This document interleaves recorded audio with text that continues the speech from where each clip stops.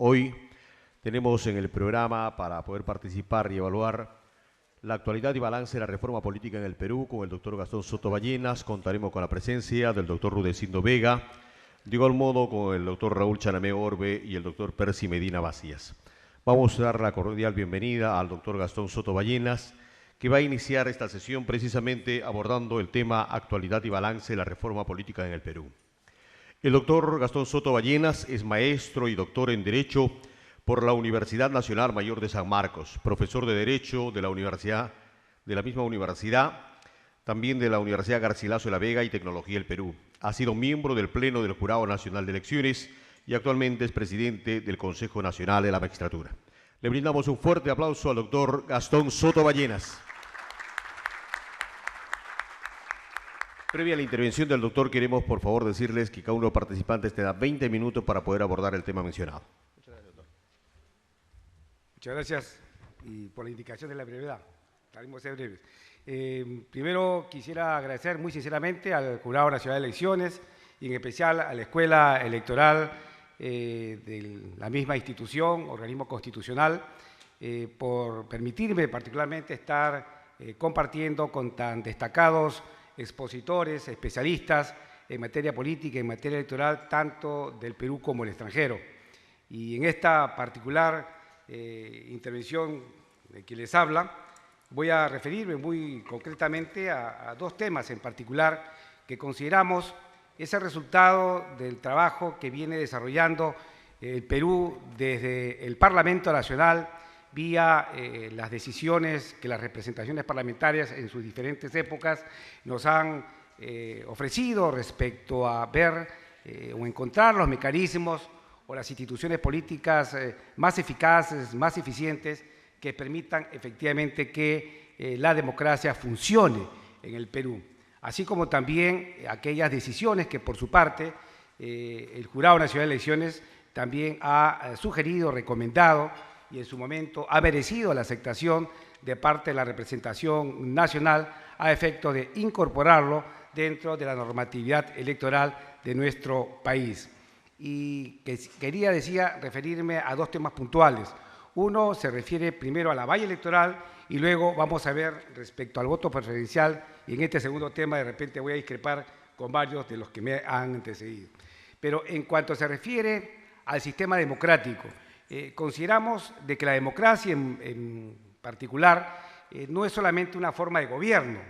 Para comenzar, considero de que la democracia es más bien una forma de vida política, en el entendido que no solamente va a implicar el sistema democrático la posibilidad de que los partidos políticos o diversos grupos partidarios concurran efectivamente en la formación de la voluntad popular, sino aquellos ciudadanos, que es el grueso de la población nacional, que no tienen una formal participación como militantes, como miembros carnetizados de una agrupación política, también lo puedan hacer, en el entendido que no llegamos ni siquiera al 10% del electorado nacional a partir de los casi 20 millones de electores que están inscritos, incorporados al Padrón Nacional Electoral, que forman parte de una agrupación política. Consecuentemente, tenemos que a partir de esa realidad concreta que tiene el Perú, en el que la población nacional, el electorado nacional no está partidarizado, para a partir de allí verificar en qué medida y en qué nivel funcionan las instituciones políticas que se han establecido y la forma como se han venido modificando a través del tiempo. Está previsto, a partir de lo que consideramos ha sido un avance para lo que estaba establecido en nuestro ordenamiento constitucional desde la Carta del 79 y que viene a corroborarse posteriormente con la Constitución vigente del 93, la de institucionalizar los partidos políticos a nivel de la norma fundamental de que los partidos precisamente políticos, las organizaciones políticas, concurren a la formación plural, democrática, política de la población. Pero a este respecto es también necesario puntualizar de que ello podría fomentar, como que efectivamente hace algunos años en el Perú existía una variedad de repente enorme o elevada de partidos políticos, todos ellos con el afán de llegar al poder, ya sea a través de sus candidatos a la presidencia, como también candidatos al Parlamento. Entonces hay que poner parámetros que están previstos en la ley correspondiente, esto es la ley de partidos políticos, y sobre todo, y aquí debo llamar la atención, que creo que la experiencia del Jurado Nacional de Elecciones, en lo que va recorrido de vigente la ley de partidos, ha dado lugar a que hoy en el Código Electoral, que está en proyecto, ya presentado en el Parlamento como el Código Procesal Electoral, se hacen unas importantes digamos, sugerencias o recomendaciones. Por ejemplo, todos conocemos de que para efectos que un partido político puede efectivamente tener la opción de tener representación en el Parlamento como consecuencia de los resultados electorales, se establece la valla, se establece una barrera electoral que establece de que tiene que haber un número de representantes no menor de 6 o de 7, en el caso del incremento que ha habido de 120 a 130 parlamentarios, el número legal de miembros del Congreso Nacional, y que a su vez ello represente un porcentaje de 5 a 6% del número de votos que han obtenido a nivel nacional. Pero estas cifras evidentemente tienen que verse afectadas para lo que es nuestra realidad en el Perú. Y nuestra realidad nos dice de que la mayoría de los partidos políticos muchas veces tienen previsto en los cálculos que ellos hacen de que en los procesos electorales no van a llegar a alcanzar esa valla, no vayan a llegar a alcanzar esa barrera mínima que se ha establecido a efecto de poder continuar con sus inscripciones vigentes en el registro o el padrón de partidos políticos. Y esta es la razón por la cual decía, quiero destacar el hecho de que el Jurado Nacional de Elecciones, frente a la realidad que se presenta, en el sentido de que muchos partidos políticos, a pesar de que varios de ellos tienen una cierta presencia en el tiempo en la vida política nacional y vienen presentando candidatos, no solamente en elecciones nacionales, sino también en elecciones regionales y municipales, pero por efecto de presentarse en alianzas con otros partidos y a pesar del poco porcentaje de votos que puedan estos, particularmente o individualmente, haber obtenido, terminan por continuar vigentes sus inscripciones. Una realidad que realmente no refleja la capacidad de representación, la capacidad de legitimidad que puede tener en la escena política nacional de la propia población del Perú. Y decía, es menester a este respecto que precisamente se ha establecido dentro de lo que vienen a ser las propuestas del Jurado Nacional de Elecciones, y yo estoy totalmente de acuerdo con ello, que en consideración al número de partidos políticos que se juntan a efecto de constituir las alianzas que mañana más tarde van a presentar como alianza candidatos a las elecciones generales, en las elecciones nacionales, se le exija un porcentaje diferente para poder continuar vigentes la inscripción del partido político que integra esa alianza a las que hoy día exige la actual y vigente ley electoral. Por ejemplo, a este respecto se ha señalado de que para que pueda continuar vigente la inscripción de los partidos políticos, si estos se presentan en alianzas que constituyen de 2 o 3 partidos políticos, tiene necesariamente cada uno de ellos, la alianza tiene que obtener una votación no menor al 7% de los votos que se emitan a nivel nacional, o al menos tenga posibilidad de obtener la opción de ocupar 9 escaños en más de una circunscripción electoral también a nivel nacional. Y se establece asimismo de que en el supuesto que la alianza esté constituida por 4 o 5 agrupaciones políticas, el porcentaje de votos que se le exige igualmente a cada uno de los partidos políticos a efecto de que continúe vigente su inscripción sea en este caso superior al que hemos mencionado. Esto es, se establece para este efecto que tiene que ser no menos del 9% del total de votos válidos a nivel nacional y siempre y cuando se alcance ocupar por lo menos 9 escaños en más de una circunscripción territorial y estableciéndose a su vez una valla más alta aún cuando se trata de alianzas que estén constituidas por 6 o más agrupaciones políticas, señalándose a este respecto que tendrá que obtenerse una votación no menor al 11%, o sea, se supera en 2 puntos más al que hemos ya mencionado, y a su vez se exige igualmente de que tengan que haber obtenido no menos de 13 escaños en más de una circunscripción electoral.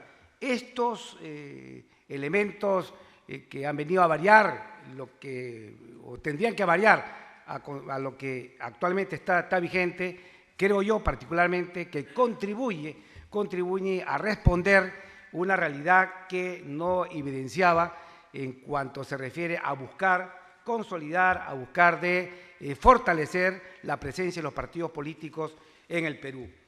Se nos comentaba en la mañana, efectivamente, de que los partidos tienen una característica por la forma como funciona, donde el caudillismo es el elemento que más se utiliza a efecto de posibilitar que la agrupación política pueda o no tener presencia en el escenario político nacional. El caudillismo podría disminuir si efectivamente los partidos políticos se consolidan. Y los partidos políticos son fuertes en la medida que tengan más representatividad o más legitimidad dentro de la población nacional. Y creo que estas propuestas, que repito, están en proyecto, pero ya se presentaron al Congreso Nacional, podrían contribuir a justamente fortalecer el sistema democrático. Por eso es que yo manifiesto plenamente mi coincidencia con lo que se está en ese sentido proponiendo. Respecto al tema relacionado con el voto preferencial, debo de recordar de que este es un sistema que se estableció, curiosamente, no en una época democrática, no en un momento en el que un Congreso o los partidos políticos debatieron este tema en particular, en el que, como se sabe, se caracterizaba porque los partidos políticos eran liderados por una cúpula partidaria, por el buró de partido, por la Secretaría General del partido y finalmente las bases del partido, poca es la participación que tenían en la toma de decisiones internas, esto es básicamente para la elaboración de las listas de candidatos. Y esto se dio justamente en una elección en que, convocado por la Junta Militar de Gobierno, en ese entonces presidida por el general Francisco Moraes Bermúdez, a efectos de constituir o conformar lo que se llamó en su momento la Asamblea Constituyente, integrada por 100 miembros, y donde dicha elección, dicho sea de paso, tuvo varias novedades importantes, además del tema relacionado con el voto preferencial sobre el cual nos estamos ocupando, también el de considerar que la ciudadanía se podía ejercer a partir de los 18 años de edad. O sea, no se tuvo necesidad de una constitución como lo fue la Carta del 79, que modifica lo previsto en la del 33 para los efectos de la adquisición de la ciudadanía a partir de los 18 años de edad, por cuanto que ya se había así establecido por decisión de la Junta Militar de Gobierno, en ese entonces el general, reitero, Francisco Moraes Bermúdez. Bueno, en ese entonces se analizó la situación que acontecía en el Perú respecto a cómo funcionaban los partidos políticos. Y se decía de que no era posible que el elector, cuando se acercara a emitir su voto y marcara su opción en la cédula correspondiente respecto a darle su apoyo a un determinado partido político, indirectamente se viera sometido a tener que apoyar a los primeros que aparecían en esa lista, en atención a que, como consecuencia de la cantidad de votos que obtenía el partido, era obvio de que iba a determinar cuántos iban a ser los escaños, cuántos iban a ser los puestos que iban a cubrir y quiénes iban a ser esos 4, 5, 10, 15 de los electos parlamentarios que iban a ocupar su puesto. Evidentemente los primeros de la lista.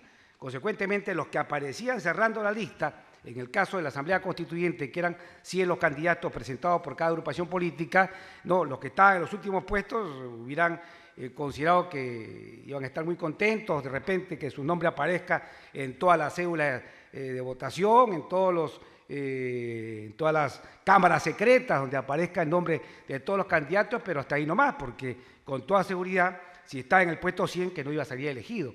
Entonces, se dio la opción de que para que se rompa, digamos, esa imposición, evaluada de esa manera, por parte de la agrupación política, el elector podía optar en consideración a la calidad, en consideración a las condiciones, en consideración al prestigio que, en opinión del ciudadano, a la hora de votar, tenía él de el candidato que aparecía en la lista en cualquier puesto, pueda darle su preferencia de voto en consideración a estos asuntos que acabo de mencionar. Y así fue como pudieron salir elegidos muchos destacados personajes de la escena política, del ámbito jurídico, del ámbito comercial, industrial, inclusive hasta artístico. Recuerdo, a manera de ejemplo, que el Partido Social Revolucionario, en ese entonces, a dicha Asamblea Constituyente no aportó sino 3 o 4 más o menos representantes, o sea, constituyentes. Y de los 3 o 4 hubo uno, un destacado jurista, reconocido su prestigio, su nivel, su edad, sus calificaciones personales como maestro universitario y destacado jurista, como lo fue el doctor Alberto Ruiz Eldredge, quien cerraba la lista de los 100. Y él fue uno de los 3 o 4 integrantes, representantes del PSR, que formó parte de esta Asamblea Constituyente. Si no hubiera habido voto preferencial y que los que votaron por dicha agrupación política no le dieran su opción preferente a la persona del doctor Ruiz Eldredge, definitivamente no hubiéramos tenido la ocasión de tener que destacar el hecho que un destacado maestro universitario, un destacado jurista, como lo fue el maestro Alberto Ruiz Eldredge, formara parte de dicha Asamblea Constituyente. Esto permitió, decía, de que la lista, el orden de la lista impuesta por la agrupación política se le imponga indirectamente al ciudadano a la hora de votar. Los tiempos han pasado, desde esa época, estamos hablando del año 77-78, viene utilizándose dicho procedimiento y nos preguntamos si la situación ha cambiado. Ha cambiado, creo, bastante a partir de lo que está previsto en la ley de partidos políticos, cuando exige la norma que en este momento está vigente y hace algunos años, aunque se tuvo que esperar, dicho sea de paso, cerca de 20 años para que lo que estaba establecido en la Carta del 79 y que derivaba en una ley la que tenía que regular la organización y funcionamiento de los partidos políticos, lograran los partidos políticos ponerse de acuerdo para producir una normatividad que permitiera desarrollar esos preceptos constitucionales, porque a los partidos básicamente nos interesa que los partidos funcionen internamente, efectivamente, como ellos invocan hacia afuera, democráticamente. En consecuencia, obligados estuvieron con esta ley a tener que hacer comicios internos para efectivamente elaborar sus listas. Pero ¿cuál es la realidad? Hay comicios, y los hay. Vaya usted a saber cómo, pero los hay, ¿no? Porque también hay críticas, y si hay representantes de partidos políticos acá, no me dejará mentir. En el entendido que esos procesos electorales, esos comicios internos sean efectivamente democráticos, tiene un resultado. ¿Dónde os ubican a esos candidatos internos del partido en la lista que presenta cada partido? ¿Acaso de acuerdo a la cantidad de votos que han obtenido? No, siempre la cúpula partidaria sigue interviniendo. Entonces, para no alargar, digamos, la explicación de este tema, quiero comenzar diciéndoles que yo particularmente considero de que el voto preferencial, en mi opinión, y a pesar de estar coincidiendo con aquellos que a partir del comentario que se hace de que este sistema implica una, digamos, motivación, un fomento a que haya luchas internas en el partido, a que se negocie internamente los puestos, que se negocien las elecciones internamente los partidos. A pesar de todo ello, y que puedo coincidir con ello, yo creo que el voto preferencial sigue siendo un mal necesario, un mal necesario. Es decir, hasta en cuanto y en tanto no estemos convencidos de que efectivamente esos comicios internos primero se realizan entre los cánones establecidos sin necesidad de que exista un jurado, una OMPE que vigile, que fiscalice la forma, manera como se llevan a cabo esos comicios, sino sobre todo cuando la base partidaria, cuando la militancia del partido, cuando los mismos carnetizados del partido sientan que sus posibilidades de decisión se traducen a través de los resultados y eso se respetan para elaborar la lista, creo que sigue siendo, repito, un mal necesario, nos guste o no nos guste, porque finalmente, como dije al comienzo de mi exposición, si nosotros nos vamos a quedar con buscar de solamente democratizar los partidos y no tomamos en cuenta que el grueso del electorado no está partidizado, más del 80% de la población nacional no está vinculada a un partido político, entonces no tiene por qué verse sometido a la decisión interna del partido respecto a la lista que se le impone. Entonces, en ese sentido, creo que se hace necesario todavía, por lo menos, conservar el sistema del voto preferencial, De repente no es necesario que sea el voto preferencial doble, solo una preferencia suficiente, porque inclusive a veces ni el propio elector sabe cómo utilizar su voto preferencial. Y a este respecto, muy breve para terminar, por lo reducido el tiempo que se nos ha otorgado, quiero destacar también el hecho de que existen una serie de instrumentos, una serie de instituciones jurídicas que se han venido digamos, implementar dentro del funcionamiento de los procesos electorales, que permite, entre otras cosas, por ejemplo, lo que siempre preocupa al Jurado Nacional de Elecciones, cuál es el tener un voto informado. Si nosotros partimos del criterio de que una democracia va a funcionar en cuanto y en tanto la educación política, la educación cívica también esté desarrollada, la cultura política de la población tenga un nivel adecuado para ser más responsable en la toma de decisiones, pues tenemos que preocuparnos por la educación. Y la educación implica, además de tener cultura, también conocer a los ciudadanos, conocer a los electores, conocer a los partidos, conocer a los candidatos. El voto informado tiene eso como finalidad. Las declaraciones juradas que presentan los candidatos para conocer sobre sus antecedentes de vida, sus antecedentes profesionales, sus antecedentes sindicales, sus antecedentes laborales, políticos, etcétera, y contribuye, colabora con hacer posible que el voto que va a emitir el ciudadano efectivamente sea un voto informado. Pero me pregunto y les pregunto a ustedes, ¿cuántos de los que están aquí presentes han hecho un análisis del candidato al cual le han otorgado el voto? ¿Quién ha hecho un análisis de efectivamente el programa de gobierno que presentó el partido político como compromiso si es que asume el cargo su candidato a la presidencia de la República? Pocos, ¿verdad? Esa es nuestra realidad. O sea, se ha instrumentalizado el mecanismo para que la democracia funcione, para que el voto sea informado, para que el proceso electoral sea el resultado de que la población actúa responsablemente frente a las alternativas que se le presentan, pero de ello la población poco sabe, poco conoce y lo peor es no utiliza esos instrumentos. En el Perú, alguien dijo alguna vez, se dan las mejores leyes del mundo, pero siempre falta una, la ley del cúmplase, ¿no? Es que falta que se instrumente la forma o funcionamiento del sistema democrático, y eso no tiene sino una base fundamental, y esa base es la educación. Y si no nos preocupamos en dar más educación, si las instituciones, comenzando por el propio Jurado Nacional de Elecciones, no realiza de repente acciones como las que viene haciendo, ¿cierto?, pero de repente con más énfasis, con más agresividad, con más dinamismo respecto a la educación electoral, estamos condenados a tener una democracia de papel, a tener una democracia que solamente esté en la norma, como diría el maestro Karl Lowitz, una democracia constitucional, porque está en la norma jurídica fundamental, pero en una democracia que realmente funcione.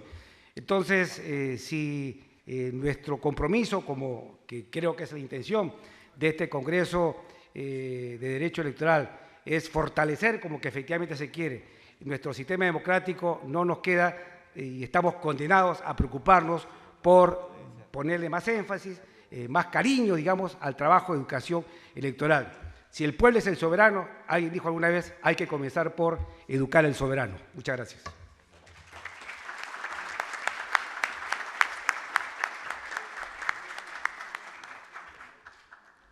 Muchas gracias por su intervención al doctor Gastón Soto Ballenas.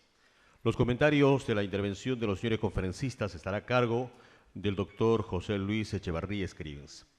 Señoras y señores, seguimos entonces con el desarrollo de este evento y es ocasión para recibir la intervención del doctor Rudecindo Vega, abogado y ex profesor de la Pontificia Universidad Católica del Perú, consultor internacional en gestión pública, descentralización, asuntos electorales. Ha desempeñado diversos cargos de alta dirección pública como ministro de Vivienda, Construcción y Saneamiento, ministro de Trabajo y Promoción del Empleo, secretario técnico para el proceso de descentralización, secretario técnico de la Comisión Ministerial de Asuntos Sociales, secretario técnico de la Acción Civil Transparencia, actualmente es embajador del Perú en Nicaragua. Señoras y señores, recibamos con fuerte aplauso al doctor Rudecindo Vega.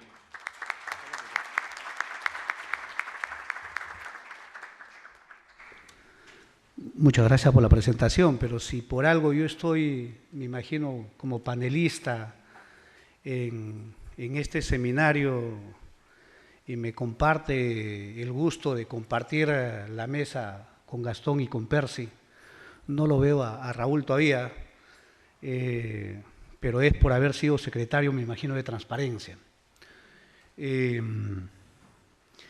Y quizás partir por decir lo siguiente. En los últimos 30 años, el sistema democrático, el sistema político, el sistema electoral y los derechos políticos ciudadanos han cambiado tanto en el Perú que quizás el vivirlo nosotros hoy como rutina nos hace perder de vista tanto cambio que hemos tenido. Pensaba que han cambiado tanto las cosas en los últimos 30 años que hace unos 5 años atrás no se organizaban eventos electorales a la hora del almuerzo, ¿verdad? Pero yo quisiera referirme, por ejemplo, a estos cambios en el sistema político. Tenemos cambios en varios niveles. Tenemos cambios en la elección del Poder Ejecutivo. Claro, nuestro debate ha sido si hay reelección o no reelección. En el Perú, desde el año 79, con la Constitución del 79, ese debate no era reelección o no reelección, era reelección inmediata o reelección mediata. La Constitución del 79 decidió decir que la reelección era mediata, después de un periodo. Después del golpe del 5 de abril del 92, la Constitución del 93 mantuvo la figura, pero por una ley de interpretación auténtica, si ustedes se recuerdan, se hizo reelección inmediata.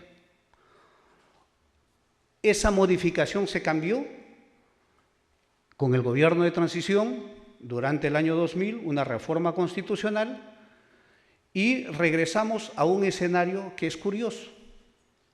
Hoy en el Perú podemos decir existe la reelección mediata y la reelección inmediata.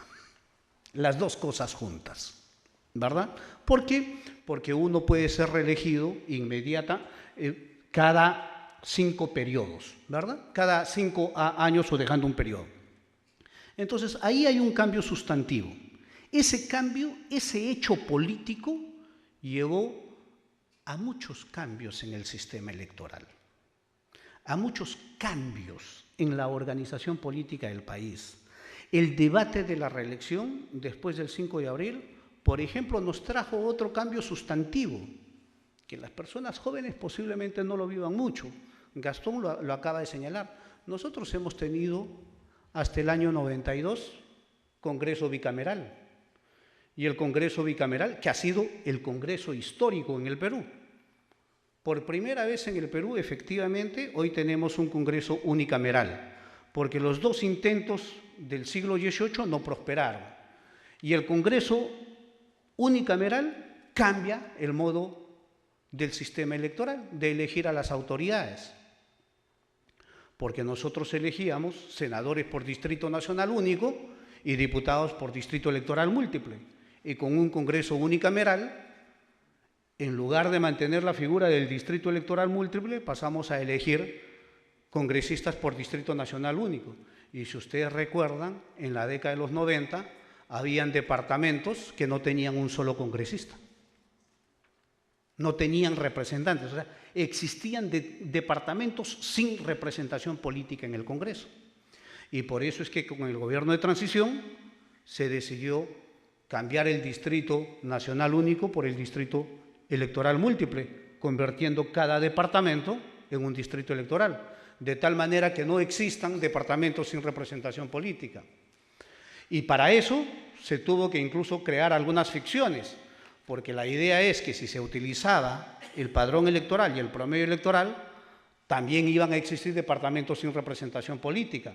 Entonces se decidió que de los 120 se separen 25, uno por cada departamento y la provincia constitucional del Callao. Todos tenían derecho a un congresista y los 95 restantes, proporción electoral. Y así es como hemos llegado ahora. Hoy hay otro cambio político de hace pocos años que se acaba de implementar en este último proceso electoral, que es subir de 120 a 130 congresistas. Son cambios que los hemos ido teniendo constantemente, periódicamente. Hoy vivirlo bajo el criterio unicameral, pero el escoger un sistema electoral, sea por distrito nacional único o por distrito electoral múltiple, cambia el sistema de representación, cambia incluso el propio ejercicio de los derechos ciudadanos. Ahí hay cambios sustantivos y cambios fuertes.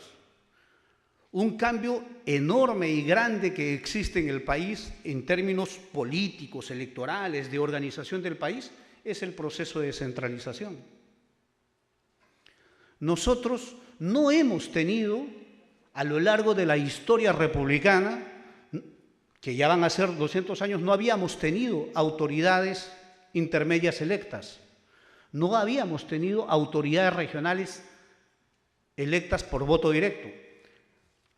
Sí habíamos tenido un intento de descentralización vía regionalización a finales de los 80 y comienzos de los 90, pero el presidente regional no era electo por voto popular, era electo en una asamblea conformada por alcaldes, por representantes de la sociedad civil y por algunos diputados regionales directos. A partir del año 2001, con el proceso de descentralización, es que por primera vez tenemos autoridades regionales electas. ¿Eso qué es lo que da? Lo que da como posibilidad es mejorar el derecho de ser elegido, porque hoy el derecho de ser elegido también puede plasmarse a nivel regional, cosa que antes no lo teníamos. Hoy hay un proceso de democratización mayor porque tenemos otras autoridades que antes no elegíamos y que el Ejecutivo designaba directamente. Entonces ahí también hay un cambio sustantivo. Por ejemplo, el proceso de regionalización nos lleva a crear consejos regionales. Y hoy tenemos una organización de un consejo regional absolutamente diferente a cómo se lo pensó el año 2001 y el año 2002. Cambios puntuales, precisos, pero que sin embargo llevan un trasfondo mayor. En la década de los 90 se discutía si es que las minorías étnicas podían participar o no en el Congreso, en el gobierno municipal o en cuánto proceso electoral se iba a tener. Y en la Constitución del 93 se decidió no incluirlo. Hoy, con el proceso de regionalización y gracias al proceso de descentralización, es que tenemos autoridades regionales electas, pero a propósito del proceso de regionalización, tenemos un nuevo concepto, el concepto de la cuota indígena. Claro, y si uno revisa el tema de la cuota indígena, dice, claro, hay cuota de género, ¿verdad? 30%. Hay cuota de jóvenes, 20%, y hay cuota indígena, 15%. Pero si uno revisa las resoluciones ministeriales del Jurado Nacional de Elecciones, yo debo decirles que en el Perú no solamente hay cuota indígena, la cuota se lo ha transformado en cupo, y no es lo mismo cuota que cupo, ¿verdad? Porque la cuota es para ser candidato, el cupo es para reservar un puesto en el Consejo Regional para un indígena. Hay una provincia como Puerto Inca, Huánuco, 4 consejeros regionales, 4. ¿Por qué? Porque tiene población indígena. O sea, posiblemente sea la provincia más sobrerepresentada que existe en el país. ¿Por qué? Porque mediante reglamentación, mediante resolución del jurado, la cuota se ha convertido en cupo. Y hoy podríamos decir, para ser más sinceros en el tema, que tranquilamente lo más conveniente sería comenzar a regular el cupo y no llamarlo cuota a algo que no lo es. Y no es que eso esté mal, eso es extraordinario, está bien, pero hay que comenzar a reglamentar como debe ser reglamentado. Porque eso nos debería de llevar a pensar y en el caso de los jóvenes, ¿se debe mantener la cuota o debe ser cupo? En el caso de las mujeres, ahora que se está discutiendo una iniciativa, ¿debe ser cuota o debe ser cupo? Porque claro, si se recoge la propuesta de la alternancia sin voto preferencial en el Congreso, eso se va a convertir en cupo, ¿verdad? Entonces creo que hay cosas que a veces las estamos pasando en un debate sin mucha discusión, pero sin embargo tienen un trasfondo político muy grande. El tema de cómo se eligen nuestras autoridades, distrito electoral o distrito múltiple, cuotas o cupos. Pero además de eso, bicameralismo o unicameralismo, porque sigue la propuesta de crear una segunda cámara. Y si se crea la segunda cámara, con seguridad van a tener que haber cambios en la forma de elegir, porque si se crea una segunda cámara, seguramente las autoridades de la segunda cámara no van a tener el mismo sistema electoral que de las primeras. Pero así como han habido cambios para elegir autoridades nacionales, se ha comenzado a elegir autoridades regionales, también han existido cambios para elegir autoridades municipales. Cuando recuperamos el proceso democrático de los años 80, con el arquitecto Fernando Belaúnde, cuando convocó a las elecciones de 1980, esas elecciones fueron fundamentalmente las autoridades fueron electas bajo el sistema proporcional vía el método de D'Hondt. Para las elecciones 3 años después, cuando fue candidato Alfonso Barrantes Lingán y ganó las elecciones, meses antes se había cambiado la ley para decir que el que ganaba la elección tenía la mayoría de regidores y para los cargos restantes se aplicaba la cifra repartidora bajo el método de D'Hondt. Ahí hay un cambio sustantivo que es el que ha guiado todos los procesos de elección municipal desde el año 90 hasta ahora. Y es uno de los procesos más consolidados. Y la gente dice, y los analistas dicen que en el Perú en ese momento optó por la gobernabilidad municipal en perjuicio de la representatividad local. Tenemos cerca de 32 años con un proceso de municipalización que felizmente se ha consolidado. Hoy no creo que exista pueblo en el país que piense que a su alcalde lo va a designar o lo va a nombrar el Poder Ejecutivo.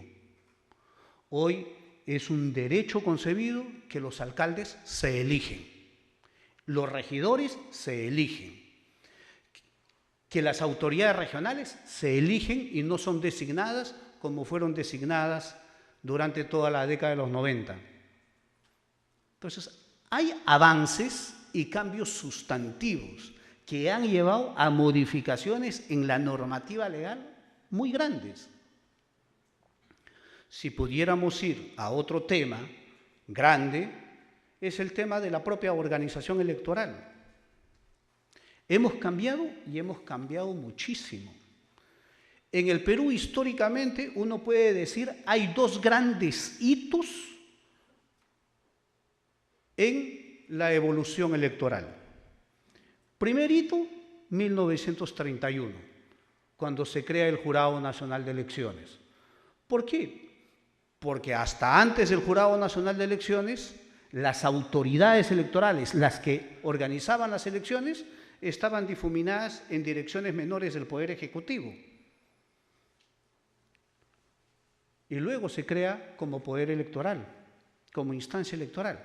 Ese cambio trajo que existía justicia electoral, que existía una institución especializada para organizar las elecciones, que existían mecanismos propios que no iban a estar como un apéndice del Poder Judicial o del Poder Ejecutivo. Del Poder Judicial para administrar justicia y del Poder Ejecutivo para elaborar el padrón y organizar las elecciones. El jurado, la creación del jurado en la década de los 30 del siglo pasado fue posiblemente el cambio más importante en un proceso de legitimar los procesos electorales del país. El segundo gran hito es los 90, durante el fujimorismo, cuando a ese jurado se decide crear 3 organismos, ¿verdad? Y se crea un sistema electoral. Uno puede discutir o no el término sistema electoral y se crean 3 organismos: Jurado, OMPE y RENIEC. Visto en perspectiva, yo me imagino que según uno esté en cada sitio, uno puede tener su posición, pero felizmente como uno está fuera de los 3 organismos, uno también puede tener la propia, ¿verdad? Yo después de mucho tiempo puedo decir que felizmente se independizó la función de organizar las elecciones y que se la asignó a la OMPE. Y lo voy a decir por qué. Y que se creó un organismo como la OMPE para organizar las elecciones. Y lo voy a decir por qué. Porque cuando se decide especializar una función como es la de organizar las elecciones, entonces el jurado asume una función que antes no lo hacía: fiscalización. Porque claro, cuando antes organizaba, él mismo no se fiscalizaba. Así de simple. Hoy hemos recuperado una función mucho más especializada. Claro, tenemos a otro organismo como el RENIEC, que uno puede decir está y no está en el sistema electoral. Los que dicen que está es porque elabora el padrón y verifica firmas. Pero los que dicen que no está es que esa no es la función principal, ese es un servicio que presta. Y claro, uno puede decir, podríamos tener un sistema electoral de a dos organismos. Pero si vamos a tener de a dos organismos, entonces precisemos bien las funciones. Desde que yo tengo conocimiento y desde que he conocido el proceso, desde que se creó la OMPE y el jurado, cuando armamos transparencia, no ha habido proceso electoral en donde no haya habido conflictos y contiendas de competencia entre el jurado, la OMPE y el RENIEC. Que en algunos casos haya sido mejor manejado es otra cosa, pero siempre han estado. Y eso hay que evitarlo si es que queremos fortalecer un sistema. Y lo digo desde la siguiente perspectiva, porque mucha gente también lo asume como si que esto fuera algo que se nos vino. ¿Y de dónde vino? Como casi todas las cosas lo hemos hecho en el Perú. Lo hemos tomado de algún lado y lo hemos adaptado. Solo que a veces hemos tomado cosas contradictorias de diferentes sistemas. Entonces, y lo hemos adaptado a lo peruano. El sistema electoral es un mal remedio de lo que existía en Chile en la década de los 90. ¿Por qué? Porque en Chile existía una dirección bajo el Ministerio de Interior, que era la que organizaba las elecciones, bajo el Ministerio de Justicia, que era la que elaboraba el padrón electoral, y bajo el Poder Judicial como una sala especializada para administrar la justicia electoral. Y eso era lo que existía. Entonces, en el Perú, como quisimos ser tan creativos en la Constitución del 93, dijimos, traigamos las tres funciones y lo convertimos en organismos constitucionales. Y a los tres organismos constitucionales les dimos la misma autoridad, el mismo nivel. Claro, dijimos que el Jurado Nacional de Elecciones era el encargado de coordinar. Pero si los ponen a los tres por igual y no se precisan bien las competencias y no se precisan bien las funciones, se genera lo que se ha generado. Y ojalá pudiéramos corregirlo. Yo, por ejemplo, soy de los que sostiene, y desde que estuve en transparencia así lo planteamos, yo soy de los que cree que esto se puede resolver con una normita muy sencilla, muy simple, que además no toma más de una línea en cualquier modificación electoral. Solamente bastaría poner en esa norma que diga que el jefe de la OMPE o el jefe del RENIEC son designados por el Pleno del Jurado. Así de simple. Así de simple se integra un sistema. A ver, vaya a ver usted si es que cualquier otro jefe se complica cuando depende del nombramiento del Pleno. Y ahí se le devuelve la autoridad al organismo electoral. Y eso está puesto ahí. Felizmente está escrito hace 12 años, así que no es algo que a uno se le ocurre ahora. Pero cuando uno quiere resolver las cosas son así, puntuales. Pero sin embargo hemos tenido un sistema electoral que ha cambiado mucho. Pero hoy debo decirles que sí, felizmente se independizó la función de organizar las elecciones y que esa función es una función especializada de la OMPE. Porque la OMPE, para reconocer también lo que ha hecho bien, ha tecnificado la organización del proceso.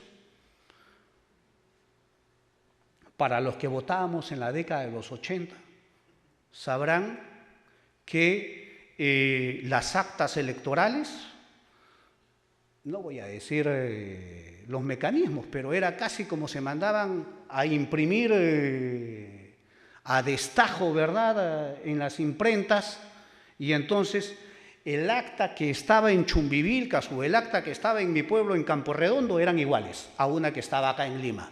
Eran idénticas. Y entonces, por lo tanto, el acta que podían utilizarlo en Campo Redondo lo podían utilizar en Puno. ¿Por qué? Porque era la misma. Felizmente, la especialización de la función electoral lo que llevó en los 90 fue a individualizar acta por acta. Que cada acta esté individualizada en cada mesa, que cada acta tenga varios mecanismos de seguridad, código de barras, holograma. Claro, otra cosa es la discusión que teníamos en los 90, cómo es que aparecían tantos hologramas. Ya, esa es otra cosa, ¿verdad? Pero hay independización, hay individualización. Como hay un proceso de tecnificación también en la elaboración del padrón electoral. Ay Dios, ustedes no se imaginan cuántos muertos votaban antes del 95.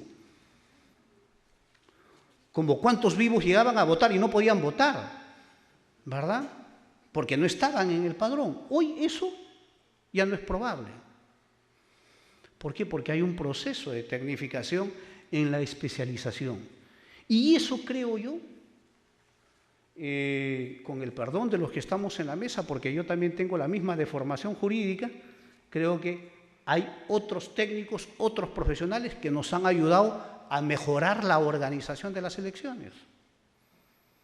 Hay una especialización mayor y hemos ganado otras funciones.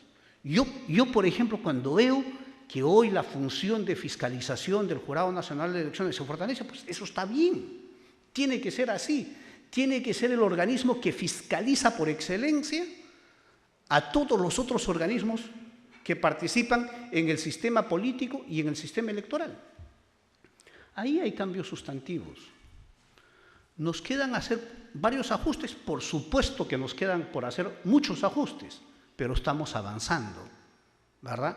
Hoy, pese a la forma como nació y con las mejoras que se tienen que hacer, creo que tenemos una mejor manera de organizar las elecciones que lo que teníamos en los 80s. Puedo irme al tema de me he referido al tema de los cambios en el sistema político, cómo eso lleva a unos cambios que hemos tenido en los propios en la organización electoral, pero también hemos tenido cambios grandes en lo que son los derechos ciudadanos. Hoy, para las personas, es tan natural el tema, por ejemplo, de la revocatoria. Y eso lo tenemos recién. Es un derecho nuevo, que lo tenemos en la Constitución. Hemos pasado por 10 revocatorias. Me parece que 3 regionales o 2 regionales y el resto municipales. Cada una con diferente manera. ¿Hay que mejorar los procesos de revocatoria? Por supuesto. ¿Se han hecho mejoras? Sí, por supuesto. Por ejemplo, en las primeras revocatorias casi no se podía revocar a nadie. ¿Por qué no se podía revocar a nadie? Porque la ley decía que para revocar se necesitaba más de la mitad de los que estaban en el padrón electoral. Entonces era terrible. Autoridades municipales que eran electos con el 15, 16, 20% y para revocarlo se necesitaba más del 50%. ¿Por qué? Porque así lo decía la norma. Hoy felizmente no dice así. Hoy la norma dice que se revoca cuando se tiene más de la mitad de los que fueron a votar, siempre y cuando no sean menos del 50%. Son cambios sustantivos que se han hecho. Claro, parecen que pasan intrascendentes, pero están ahí. La Constitución nos otorga un derecho de remoción. Ese sí está totalmente en el papel. Nadie lo ejerce. O sea, vamos a decir, es un derecho de papel.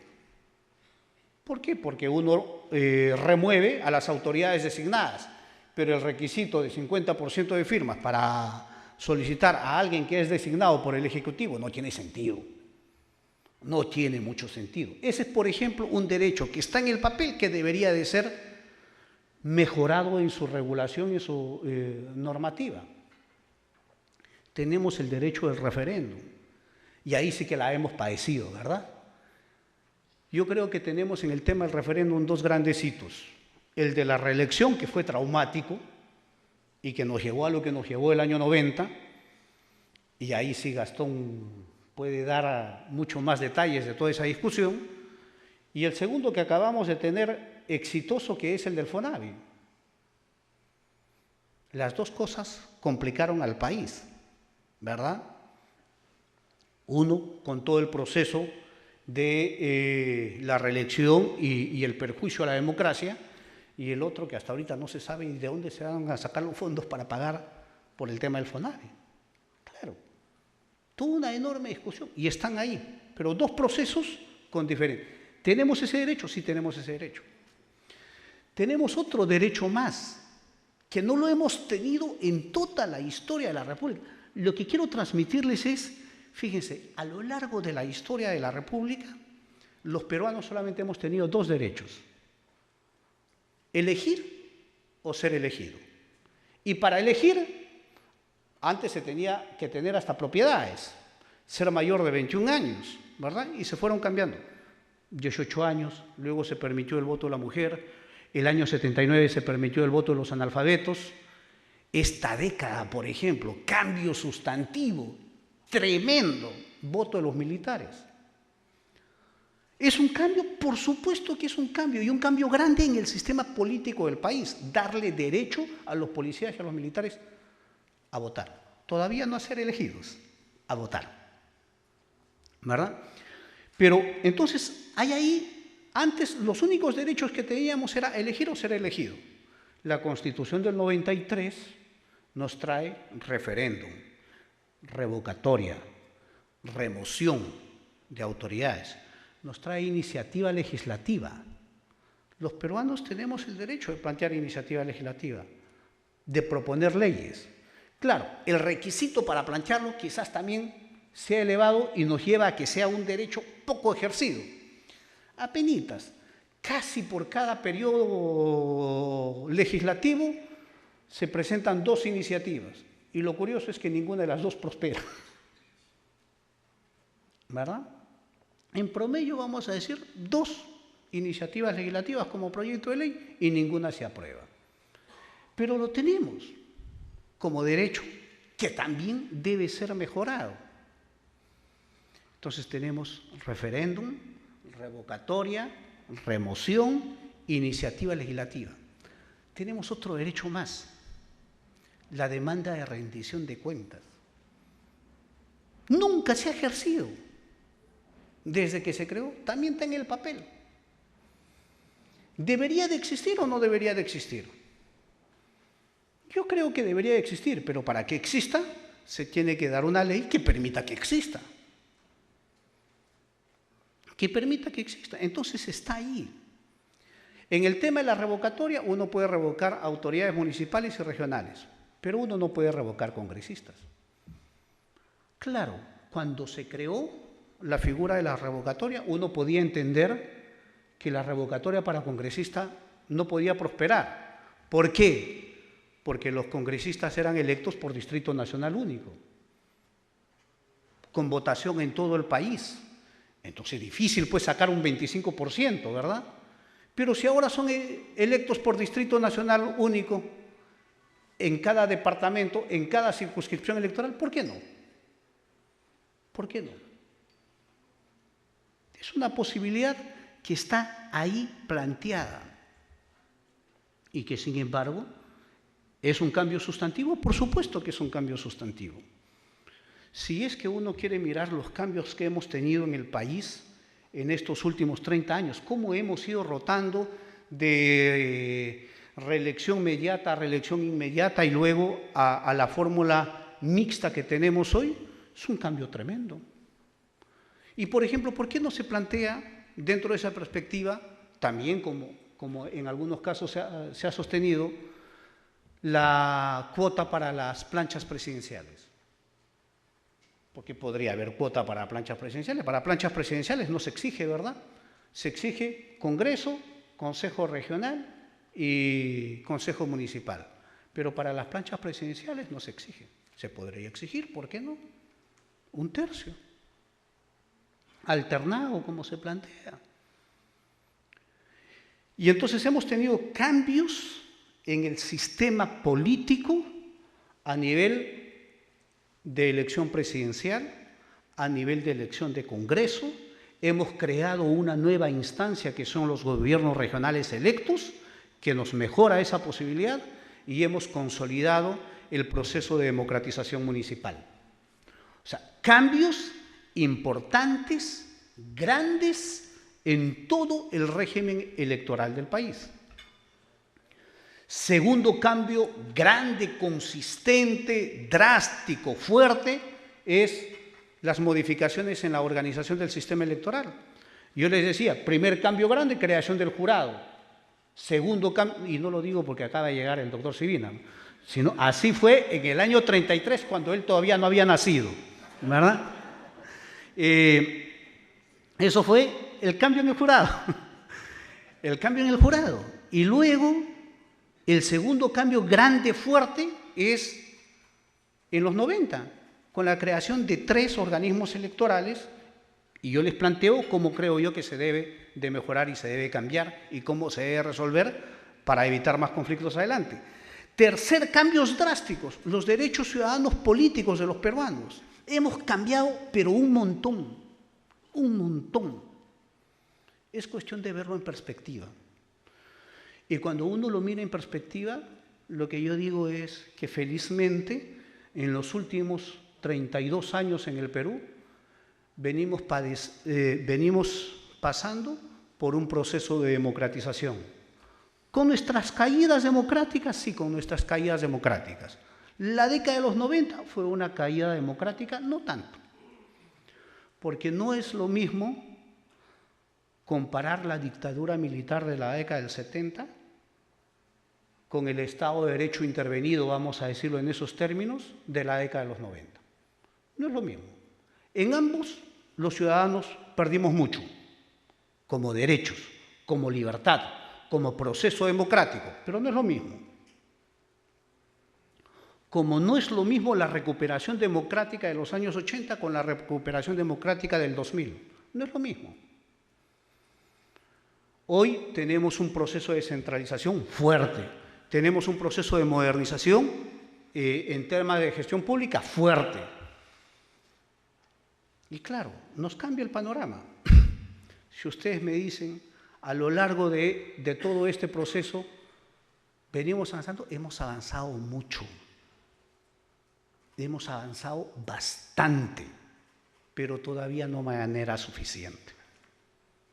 Todavía no nos da como para decir el Perú ya es una democracia consolidada. Debemos mantenernos alertas, debemos estar al tanto, debemos de mejorar nuestro sistema electoral. Claro, hoy cuando uno se aproxima al Perú, yo me imagino que lo habrán conversado los ponentes que nos han venido, para decirlo no en términos técnicos, sino en términos más coloquiales. Nuestro sistema electoral en el Perú es un pan con mango, ¿verdad? Porque es un sistema electoral para elegir el Ejecutivo a nivel nacional y el Congreso, un sistema electoral diferente para elegir al presidente regional del Consejo Regional y al alcalde del municipio. Es confuso, complicado. Imagínense que en algún momento se planteó hasta la discusión de que al consejero regional y al regidor había que elegirlo por voto preferencial. Y es terrible. Y es terrible porque iba a ser mucho más complejo y mucho más difícil. Y en el tema del voto preferencial le escuchaba a Gastón. Cuando Gastón señalaba y él decía que habría que mantenerlo pese a que no es la mejor figura, ¿verdad?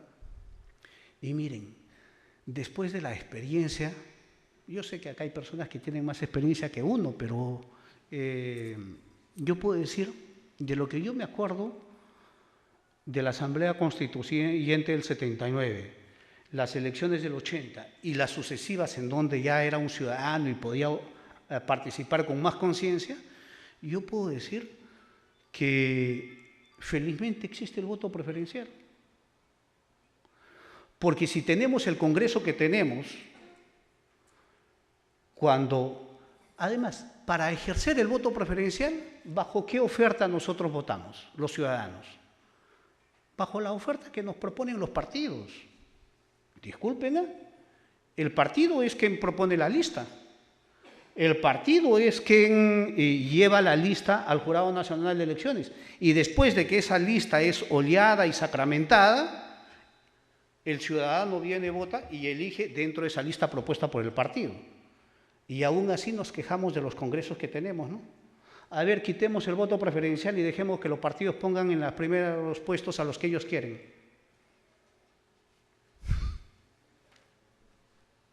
Entonces, posiblemente el voto preferencial regula prácticas que podrían complicar. Se puede mejorar la reglamentación, eso es otra cosa.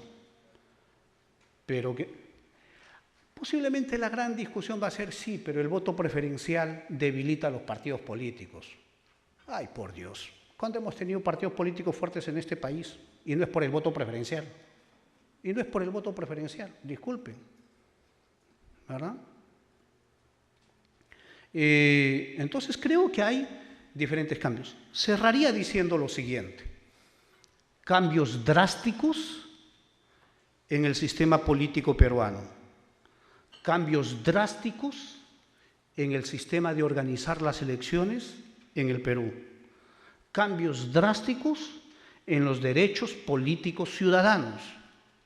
Tenemos un montón de cambios. Somos un país que en los últimos 30 años su sistema político, su sistema electoral y el sistema de los derechos ciudadanos ha cambiado. Pero debemos de mejorarlo. Debemos de mejorarlo si es que queremos tener una consolidación democrática muchísimo mayor. Lo que quiero decir es que veamos estos cambios en perspectiva, que estamos avanzando, que nuestra democracia puede estar en riesgo constantemente, pero ya depende de nosotros el hacerlo respetar, como lo hemos hecho en algún momento. Muchísimas gracias.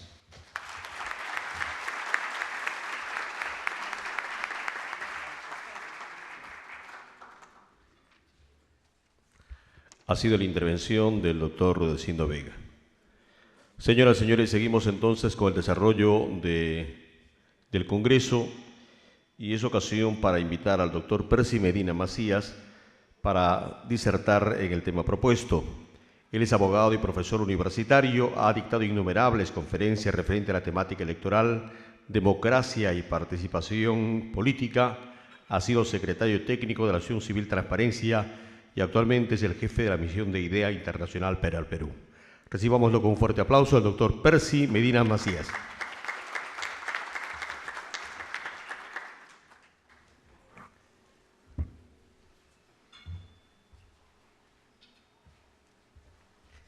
Muy buenas tardes.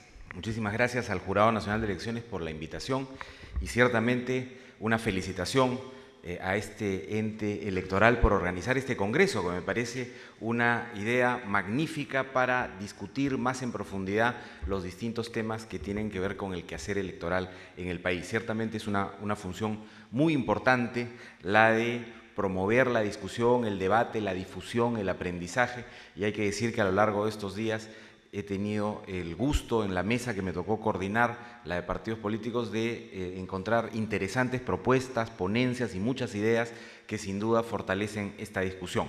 Y felicitaciones también por abordar la discusión de la reforma política en el país. El Congreso se ha comprometido, y hoy tendremos aquí en la última mesa al presidente de la Comisión de Constitución del Congreso.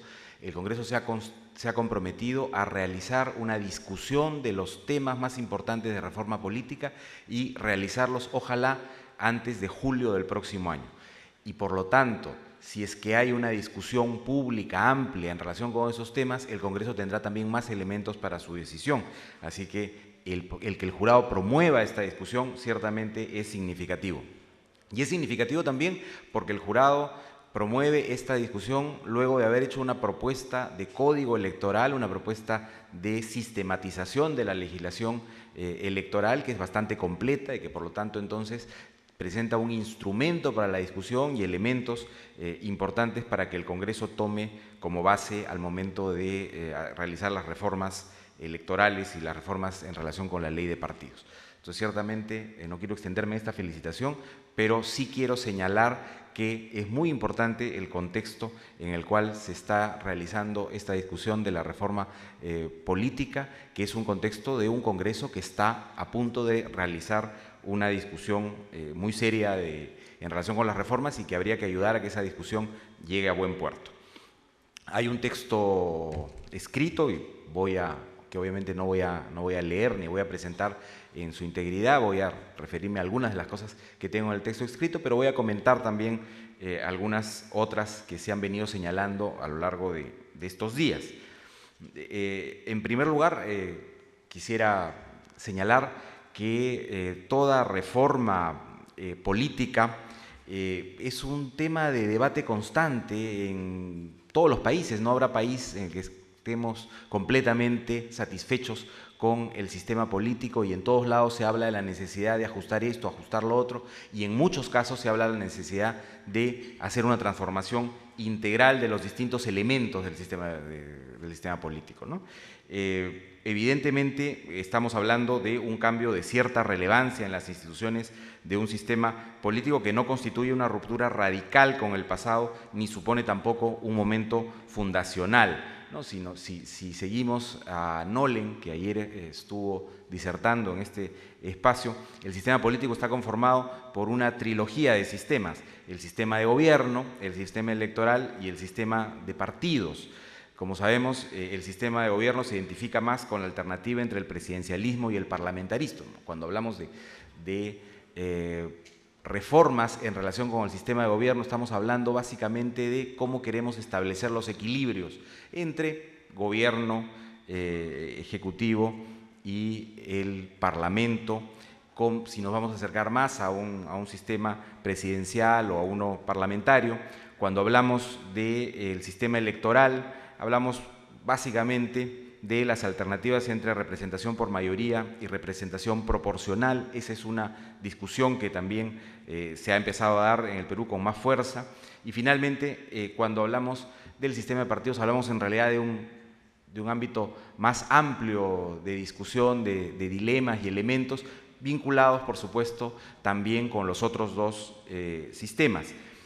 Digo esto para tener en cuenta que una reforma política no debe centrarse solo en algunos elementos del sistema, sino ver el conjunto y la interrelación entre sistema electoral, sistema de partidos y sistema de gobierno, ¿no? Las cosas no se pueden dar aisladamente, porque cuando uno mueve un elemento, pues está influyendo en los demás y si no tiene en cuenta el conjunto puede, como decimos en el Perú coloquialmente, meter la pata. Y es algo que evidentemente hay que evitar en una reforma. Preparando esta presentación encontré un muy interesante estudio publicado en 2008 por Daniel Sobato y Jesús Orozco sobre reforma política y electoral en América Latina entre el 78 y el 2007, es decir, después de la tercera ola democratizadora que recorrió el continente. Y vi que este estudio, que tiene tanto una mirada al conjunto de América Latina como a países en específico, nos puede dar elementos interesantes para pensar nuestra propia reforma política. En el texto escrito me he detenido en los casos de México, Colombia y Costa Rica, que creo que nos dicen cosas interesantes, pero ciertamente una lectura del conjunto ayuda mucho a sacar algunas lecciones. No voy a, por supuesto, hacer una presentación de todas las lecciones que se pueden desprender del movimiento de reforma en América Latina, pero sí decir que vemos en muchos casos cómo con mucho entusiasmo se empezaron reformas que se pensaba que iban a llegar a determinados lugares, que iban a llevar a los países a determinados escenarios y al final terminaron fracasando o llevando a otro camino, porque no se consideraron justamente los distintos elementos de los sistemas de partidos, del sistema electoral y del sistema de gobierno. Entonces, nosotros deberíamos atender a la reforma no como partes que se van cambiando, sino como un conjunto que queremos que funcione de manera armónica y concertada. Por ejemplo, en el caso de México, que realizó una reforma importantísima para pasar de un sistema de partido hegemónico a un sistema pluripartidista y de un sistema bastante concentrado en el presidente de la República, a un sistema de mayores equilibrios, con un peso mayor del Congreso. En fin, hay lecciones muy interesantes, porque uno pensaría que con las reformas que se hicieron pues se iba a atender a los principales problemas que se diagnosticaban al principio, y vemos que aparecen unas nuevas, ¿no? La última reforma mexicana, por ejemplo, tan radical, que es esta prohibición de que los partidos contraten publicidad en radio y televisión pagándola, ¿no? Como ustedes saben, la política mexicana es una política muy cara, ¿no? Y los partidos reciben muchos recursos en financiamiento público que invierten básicamente en campañas electorales, en compra de publicidad, en compra de espacios de radio y televisión, y en algún momento se decidió que había que acabar con esa sangría de recursos hacia los medios de comunicación, y de alguna manera acabar también con esa dependencia que tenían los políticos de los más poderosos medios mexicanos como Televisa, TV Azteca y unos cuantos medios más, e impulsaron un cambio radical, importantísimo, que es prohibir que los candidatos puedan comprar avisos en radio y televisión, y los candidatos tenían que limitarse a anunciar a través de lo que sería el equivalente a nuestra franja electoral, es decir, espacios dados por el Estado para que los partidos anuncien ahí sus programas. Y eso parecía una reforma que iba a cambiar fundamentalmente la estructura de costos de las campañas, y sin embargo, ayer nos decía Raúl Ávila, en una reunión cerrada, que los costos se han mantenido igual, y que los recursos que antes iban a comprar tiempo en avisos en televisión, hoy se van a pagarle a las televisoras por incluir a sus candidatos en los programas de entretenimiento, o por incluir a sus candidatos en los noticieros, o qué sé yo. Entonces, a veces uno piensa que una reforma está destinada a un determinado fin y termina saliendo la realidad por otro lado, porque no se consideraron otros elementos, como por ejemplo el control en relación con esos fondos, y cómo hacer para que además el financiamiento privado no sea superabundante en relación con el financiamiento público y no tenga otros caminos para llegar finalmente igual a donde no se quería que llegue este dinero. Entonces, digo esto para señalar que la experiencia de América Latina nos muestra que una reforma no bien pensada pues nos puede llevar a otro escenario. Lo mismo ocurre con Colombia, ¿no? Que ha realizado reformas sucesivas, muchas de las cuales son muy interesantes y las cuales podemos aprender, pero que no necesariamente han llegado a su finalidad. Voy a ir más rápido porque el tiempo vuela, y tal vez paso ya a hablar de la reforma en el Perú y de algunos aspectos de la reforma en el Perú. Hemos tenido en el Perú dos importantes reformas vinculadas básicamente con las dos últimas constituciones, un momento en el que se hacen reformas políticas importantes justamente cuando se cambia una constitución. La Constitución del 79 hizo una reforma muy importante en nuestro sistema político, abriéndolo, dando más énfasis a derechos sociales, incorporando nuevos derechos y tal vez con un espíritu libertario, ¿no es cierto? Lo que primaba el 79 es salir de una década de dictadura y por lo tanto afirmar libertades, y después de 12 años de gobierno militar afirmar el papel de los partidos, la civilidad, los derechos, los controles, los equilibrios. La Constitución del 93, en cambio, es producto más bien ambas son producto de golpes de Estado. El 79 también es el mecanismo de salida de 12 años de gobierno militar, la del 93 es el mecanismo de salida del autogolpe del 92 de Fujimori, pero la del 93 está, a diferencia de la del 79, ubicada en un escenario en el que habíamos tenido hiperinflación, violencia, desorden, anomia, una situación en la que la sociedad estaba buscando orden, reglas, etcétera, y por lo tanto se dio el bandazo hacia el otro extremo, limitando libertades, limitando derechos, dándole al Poder Ejecutivo más herramientas para poner orden, para pacificar, entre comillas, y para manejar la economía de manera más centralizada. Luego del decenio fujimorista y con el gobierno de transición, no se dio una nueva constitución, a pesar de que hubo en los primeros años del gobierno de Toledo el esfuerzo por realizar una discusión de reforma constitucional muy profunda, y tenemos en la sala al doctor Henry Piz, que coordinó una comisión de reforma en el Congreso, que hizo un trabajo extraordinario. Sin embargo, no se llegó a una reforma constitucional. No obstante, no se dio una reforma constitucional que constituyera una reforma política de fondo, de salida del periodo fujimorista. Sí hubo algunas leyes importantes que se dieron en esa suerte de primavera democrática después de la caída del fujimorismo. Una de esas leyes es ciertamente la ley de partidos.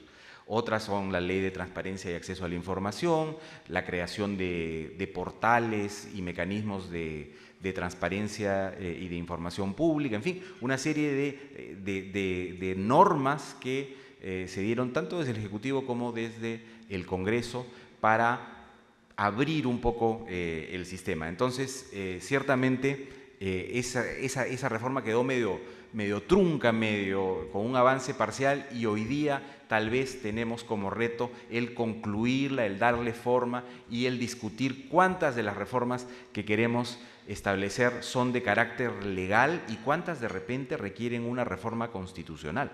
No tenemos por qué limitar eventualmente la reforma a solamente el ámbito de la ley.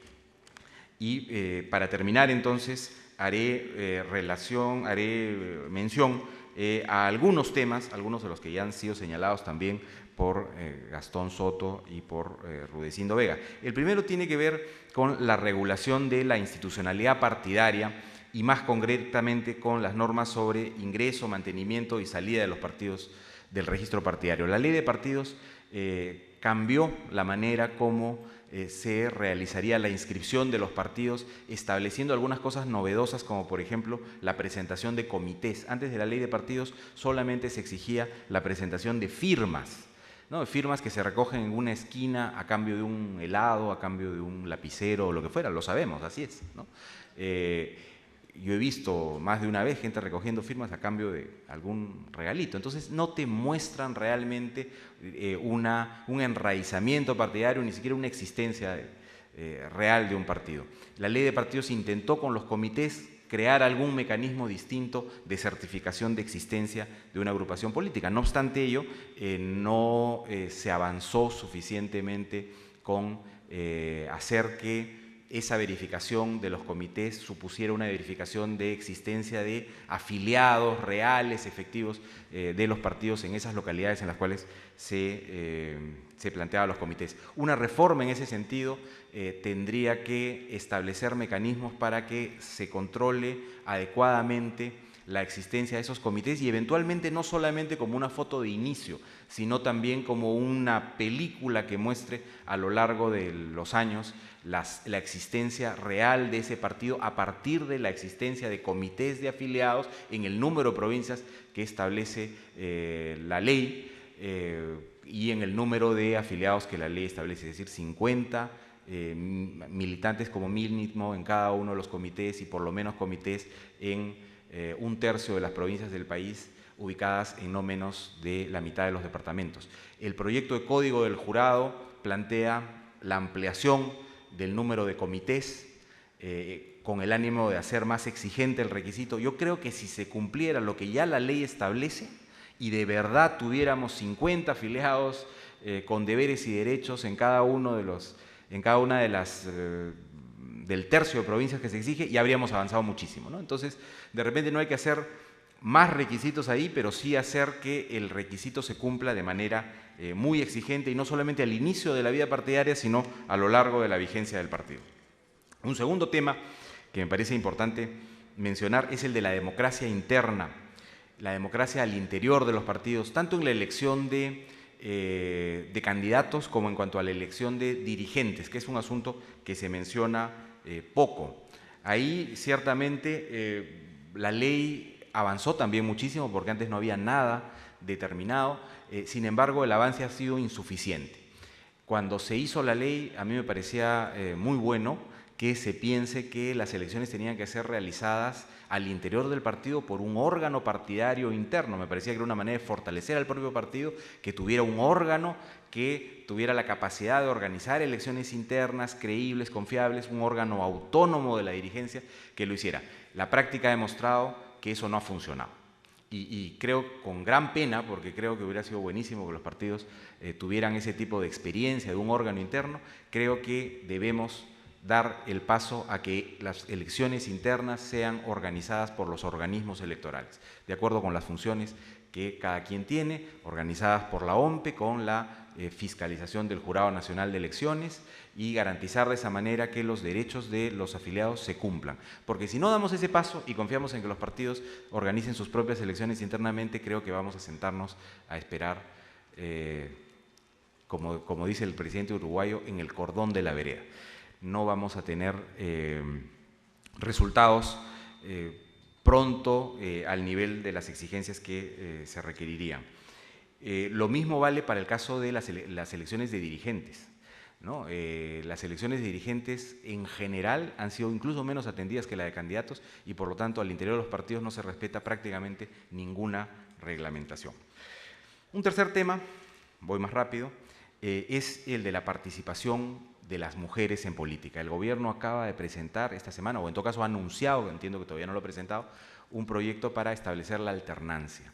Y yo creo que es un tema en el que hay, por supuesto, mucho que discutir. No hay una sola fórmula mágica que va a asegurar mayor participación de mujeres, pero sí me parece importante que la discusión incluya la necesidad de ampliar la participación de las mujeres en cargos elegidos, sobre todo en el nivel de consejeros y consejeras regionales y regidores y regidoras, y en cargos ejecutivos. Tenemos menos del 3% de alcaldes que son mujeres, ¿no? 3%, es un porcentaje bajísimo.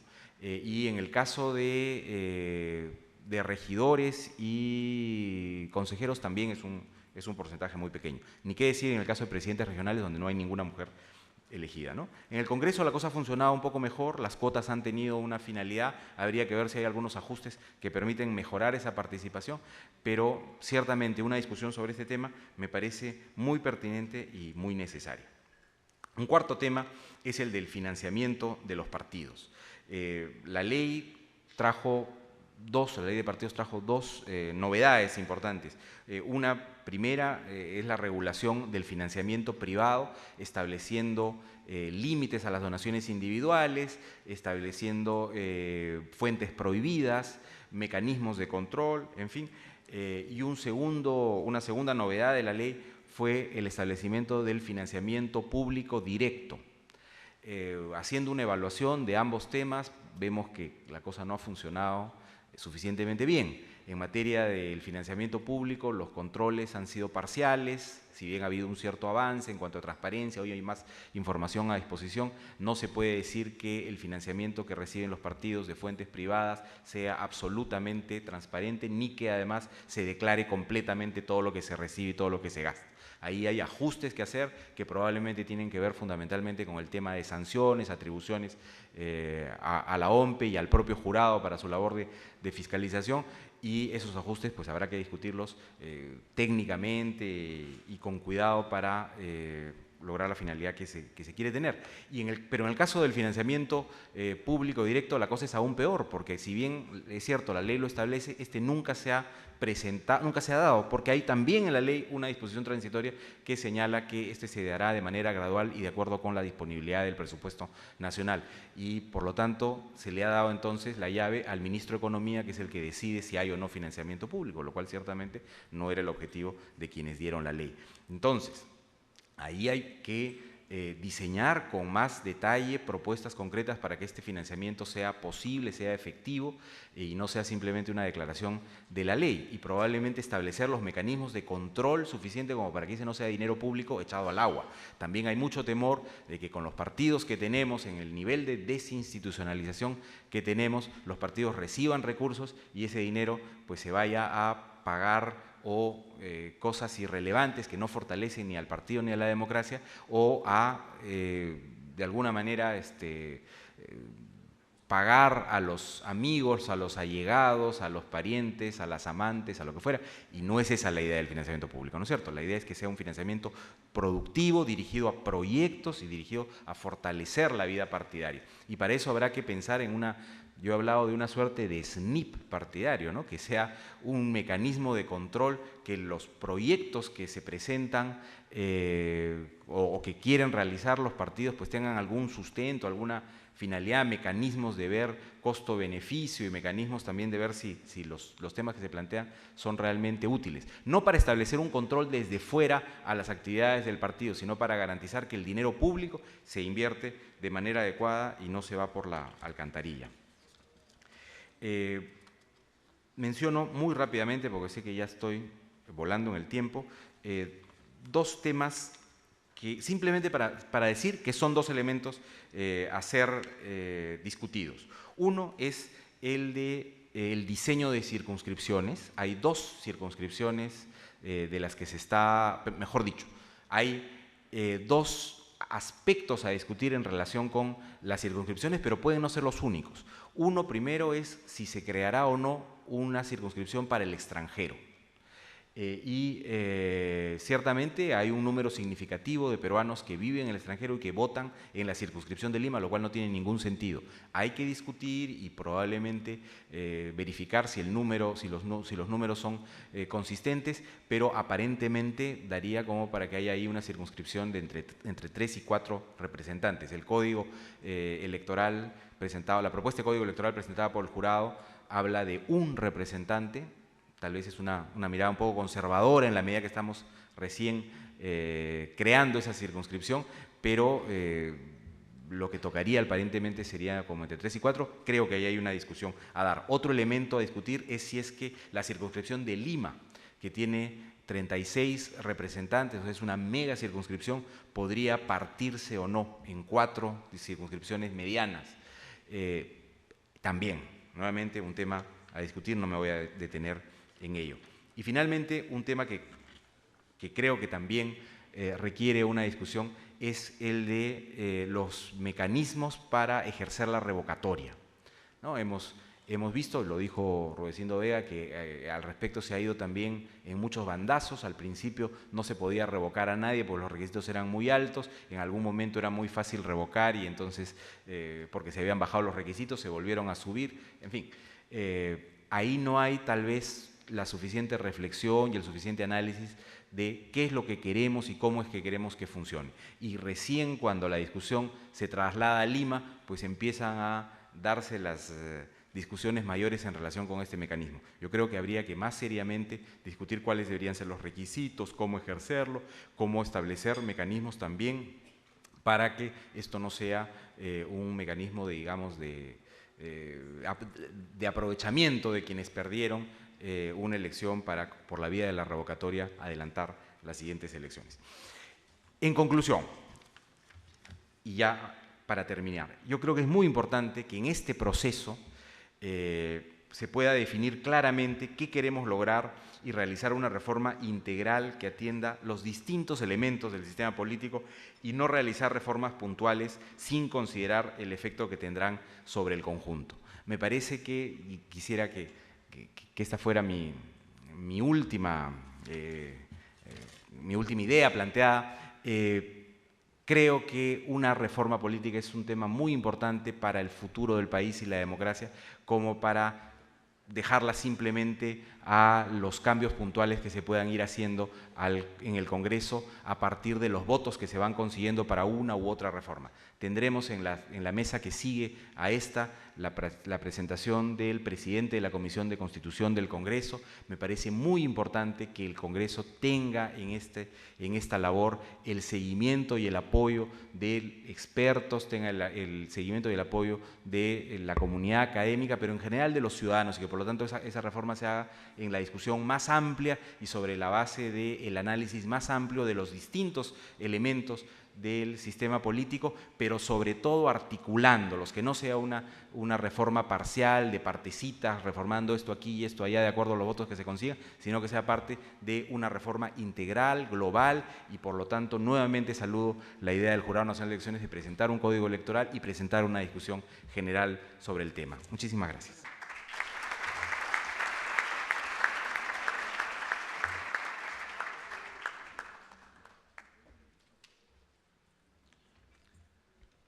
Agradecemos por su intervención al doctor Percy Medina Macías.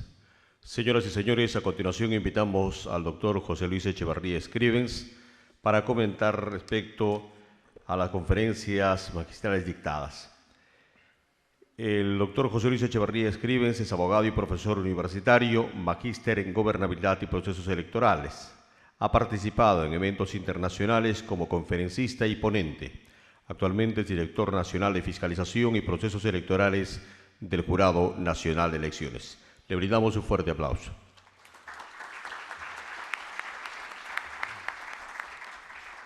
Bien, buenas tardes. Agradeciendo al Congreso, al doctor Sivina y a la mesa por la oportunidad de ser comentarista de estas ponencias. No sé si compartan conmigo la impresión que tengo, pero uno al escuchar a los ponentes tan brillantemente nos han antecedido, y cuando uno habla de la reforma política en el Perú, siente que está en una montaña rusa, que termina un poco hasta mareado, con tantas cosas que se dicen acerca de las reformas pendientes, de las medidas que se van a adoptar, cuáles son más importantes, cuáles primero, cuáles después. Y creo que las tres exposiciones han sido muy buenas en ilustrarnos justamente esta necesidad de orden que tenemos en el país de plantear una reforma política integral. El doctor Soto, voy a ir refiriéndome brevemente a cada una de las presentaciones para terminar con la de Percy, que creo que ha cerrado perfectamente este círculo. El doctor Soto nos hablaba primero de que la democracia es una forma de vida, creo que coincidimos todos en esa definición, y eso va más allá, como ciudadanos, de integrar o no un partido político. Él decía que únicamente el 10% de los ciudadanos integran los partidos políticos. Quiere decir que hay una gran mayoría que no solamente tienen una mala impresión de los partidos, sino que descartan participar en ellos. Y esto lleva también, por supuesto, que en algún momento en nuestro país ha habido una gran cantidad de partidos, pero con poca legitimidad, alto nivel de rechazo, como ya lo conocemos. Y el doctor Soto se refería básicamente a dos reformas en las que una estaba de acuerdo y en otra no tanto. El tema de la valla electoral. En un momento la valla se planteó como un filtro para que pudiesen ingresar a la representación congresal únicamente los partidos fuertes, los partidos sólidos.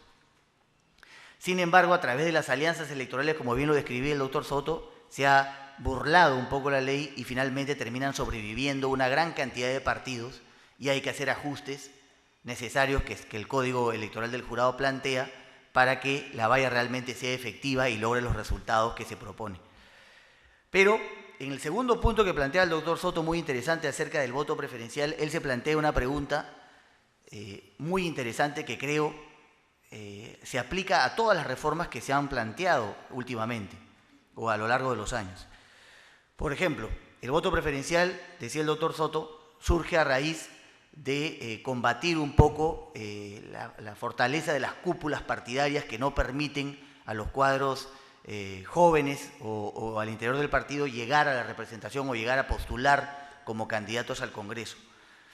Y entonces se plantea como salida a eso el planteamiento del voto preferencial. Y yo me pregunto si es que en estos momentos en el Perú ya hemos superado ese caudillismo, esa extrema fortaleza de las cúpulas partidarias, para ver si es el momento de dejar de lado el voto preferencial.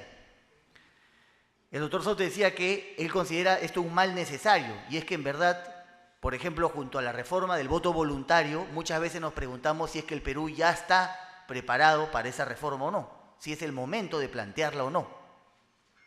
El doctor Tuesta, por ejemplo, el profesor Tuesta, al que he escuchado en varias oportunidades, también en cuanto al voto voluntario todavía tiene sus reparos de que sea el momento de plantearlo o no. La reforma en el fondo puede tener objetivos muy alentadores, muy, digamos, de fondo, muy democráticos. Pueden resultar en el fondo algo bueno a considerar. Pero ¿estamos en el momento de plantearlas? Es una de las preguntas que tendríamos que hacernos. El doctor Vega, Rudecindo Vega, ha planteado y ha hecho una descripción bastante detallada de todos los cambios que se han presentado. Por ejemplo, el tema del Congreso bicameral. El Congreso bicameral en su momento, que mucha gente defiende, entre los que me incluyo, fue cambiado por una figura de un Congreso unicameral debido a una coyuntura determinada. ¿Es el momento de volver a la bicameralidad? Habría que preguntarse. Los candidatos, como decía el doctor Rudecindo Vega, ¿de dónde salen? La oferta política es de los partidos. Los partidos políticos peruanos están ahorita en posibilidad de ofrecer una mejor oferta que antes. ¿Vamos a tener un Senado a la altura de lo que el país espera? La bicameralidad en el fondo es una reforma importantísima. La pregunta ¿es el momento? Subir de 100 a 130 congresistas, los representantes en el extranjero, darle representación a los peruanos en el extranjero. ¿De dónde va a salir la oferta política para esos representantes? De los mismos partidos. Se hablaba de la descentralización, las autoridades regionales. Cuando se hizo la reforma y se le dio la oportunidad de elegir a las regiones, los presidentes regionales que tenemos actualmente, ¿de dónde han salido? Si analizamos las cifras, los movimientos regionales han superado ampliamente a los partidos. Hay regiones como Ucayali y varias de la selva donde los movimientos regionales tienen ya todas las provincias y distritos copados y tienen representantes de los movimientos regionales. ¿Pretendíamos fortalecer los movimientos regionales cuando dimos esa reforma? ¿O pretendíamos debilitar los partidos? No creo que esa haya sido la idea. Y voy cerrando. El doctor Rudecindo Vega decía que el sistema electoral peruano y las reformas es un pan con mango, es un arroz con mango, ¿no? Es realmente así. La vez pasada, no hace mucho, en el pleno del jurado, cuando analizábamos un caso de las revocatorias, y voy a citar brevemente este ejemplo, veíamos un distrito, por ejemplo, cualquiera, que tenga 2.000 electores. Para ir a la revocatoria en un distrito, con 2.000 electores uno necesita 500 firmas. Junta 500 firmas y logra, digamos, activar la consulta popular de revocatoria. Ese día van a votar 1.000 personas, lo que hace un número suficiente para que la revocatoria vaya, si es que consigue la mitad más uno de los votos válidos. Quiere decir que se han ido a votar 1.000 personas y de esas 1.000 personas, 800 han sido votos válidos, necesita 401 votos para revocar al alcalde. 401 votos y juntó 500 firmas. Cuando flexibilizamos las normas para que la revocatoria sea más fácil o más digamos, se pueda alcanzar mayor cantidad de autoridades revocadas, ¿estamos haciendo bien? ¿Es bueno que se revoquen a más alcaldes? Y entonces ahí es donde podemos llegar finalmente un poco a lo que Percy Medina nos ha dicho. Y es que las reformas en el Perú se plantean no con una visión sistémica, sino como parches, como partes de un todo. Y es el momento de tener o de emprender un camino de una reforma sistémica que digamos, agrupe o que toque a todos los elementos del sistema político, como bien nos decía Percy. Y esto, creo yo, desde mi punto de vista, y con esto termino, parte de un aspecto fundamental. Y es que ya es el momento de otorgarle financiamiento público a los partidos políticos. Y que ese financiamiento público sirva para la formación de una nueva clase política en el Perú. Para que no seamos un perro que se persigue el rabo, perdónenme la expresión, sino que seamos un país que finalmente pueda ir formando políticos a largo plazo, democratizando los partidos, y esto evite una cúpula partidaria poco democrática que dé a su vez espacio a las nuevas generaciones y podamos finalmente lograr un sistema político fuerte y una democracia consolidada, que es lo que todos queremos. Muchas gracias.